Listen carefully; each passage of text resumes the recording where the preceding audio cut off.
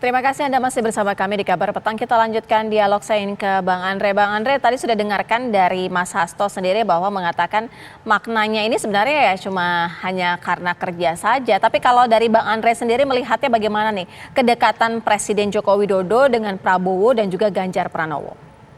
Ya, ada dua hal. Yang pertama, betul kata Mas Hasto bahwa momentum kemarin itu adalah momentum Pak Prabowo dan Mas Ganjar mendampingi Pak Jokowi melakukan kunjungan kerja. Jadi Pak Prabowo diajak oleh Pak Jokowi dan Mas Ganjar secara protokoler sebagai Gubernur Jawa Tengah tentu harus mendampingi Presiden yang hadir di acara kunjungan kerja Presiden. Itu memang faktanya seperti itu.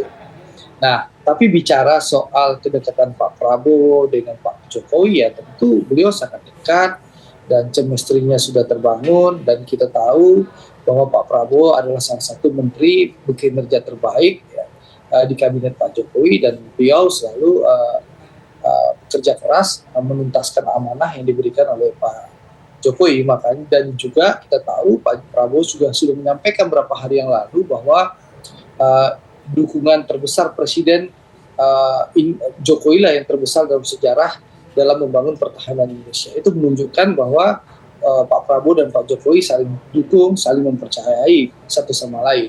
Dan kita tahu Pak Prabowo juga sudah menyampaikan beliau tidak menyesal bergabung dengan pemerintahan Pak Jokowi dan beliau mendukung sepenuhnya agar agenda-agenda yang telah dicanangkan oleh Pak Jokowi beliau akan bekerja keras untuk mensukseskan. Seperti itu Mbak Syera. Bang Andre, kalau ada yang mengaitkan, wah ini sepertinya duet Prabowo Ganjar atau bisa jadi Ganjar Prabowo makin menguat. Pertama ya, putusan Rapimnas Partai Gerindra 12 September 2022 itu sudah memutuskan bahwa Pak Prabowo itu calon presiden, bukan calon wakil presiden. Jadi calon presiden Partai Gerindra tahun 2024 itu hanya satu, namanya Prabowo Subianto. Itu satu. Yang kedua, kami saat ini sudah berkoalisi dengan Partai Kebangkitan Bangsa, membangun koalisi Kebangkitan Indonesia Raya. Tapi seperti yang disampaikan Pak Prabowo dengan Gus Muhaimin, kita terus membangun komunikasi dengan seluruh partai politik, di mana partai politik itu harus mendukung Pancasila, UUD 1945 dan NKRI sebagai harga final. Nah, termasuk tentu kita harapkan nanti komunikasi dengan PDI Perjuangan dan partai-partai lain terus terbangun dan bisa kita membangun koalisi yang kuat dan besar. Nantilah di situ nanti para ketua umum partai untuk berdiskusi siapa yang akan kita usung. Nah, tentu kalau Gerindra presidennya Pak Prabowo ya kita usung siapa wakil presidennya Pak Prabowo. Tapi yang jelas peluang koalisi akan ada begitu ya Bang Andre? Kan Pak Prabowo sudah menyampaikan bahwasanya koalisi Kebangkitan Indonesia Raya ini terbuka dan terus membangun komunikasi dengan seluruh partai politik yang ada. Termasuk tentunya dengan PDI Perjuangan. Apalagi Mas Hasto sudah menyampaikan bahwa bagaimana manifesto Partai Gerindra dan juga PDI soal ketahanan pangan juga sama seperti itu. Jadi kami tidak ada masalah berkomunikasi dan berkoalisi dengan partai-partai yang ada. Seperti itu.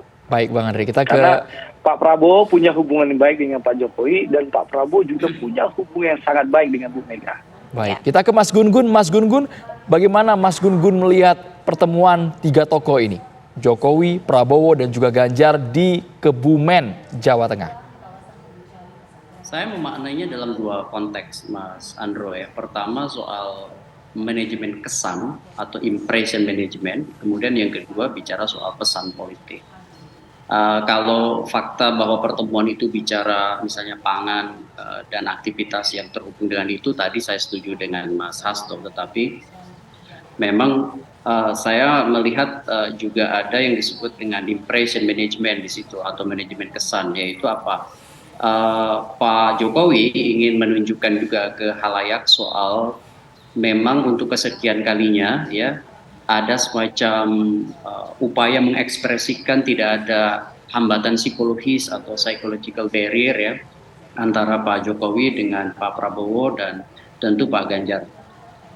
Dan ini menjadi semacam kesan yang dikelola menurut saya terlebih di tahun politik yang orang bicara soal asosiasi politik ya atau politik asosiatif, misalnya figur yang berpotensi menuju gelanggang pertarungan 2014. Nah, ini tentu akan terhubung dengan faktor yang kedua, yaitu soal pesan politik.